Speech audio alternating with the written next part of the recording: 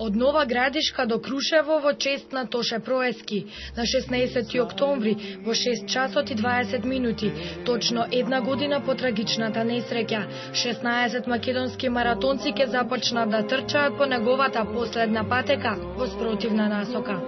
Првиот поголем пречек го имаме во Белград, каде треба да стигнеме на 17 октомври во 9 часот за Бајле. Потоа на 18 октомври треба да бидеме во Скопје во 6 попладне. И нашата крајна цел е Крушево, 19 октомври, точно попладне во 12 да стигнеме на гробот на Тоше.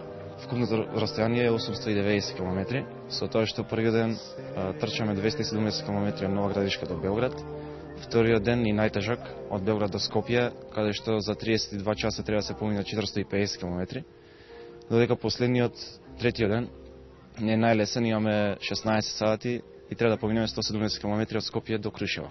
Бројот на учесници ги символизира годините на Тоше, но маратонот е отворен и за други атлетичари. Нема граница на возраст, важна е желбата и физичката подготвеност. Почнувајќи од Хрватска, кој што почнуваме во моментот кога загина Тоше, почнуваат хрватските атлетичари и после тоа влегуваме во Србија, па почнуваат српските атлетичари, така да нон-стоп ќе бидеме пратени. Јас сум отприлика најстариот со 61 година, имам и едно детенце кој што има 9 години. Ако јас со моите 61 година успеам, мислам дека сите ќе успеат. Организаторите, Маратон клубот Делта и фондацијата Тоше Проески ќе се потрудат одржувањето на ултрамаратонот да прерасне во традиција. Веќе од следната година ќе добие и надпреварувачки карактер.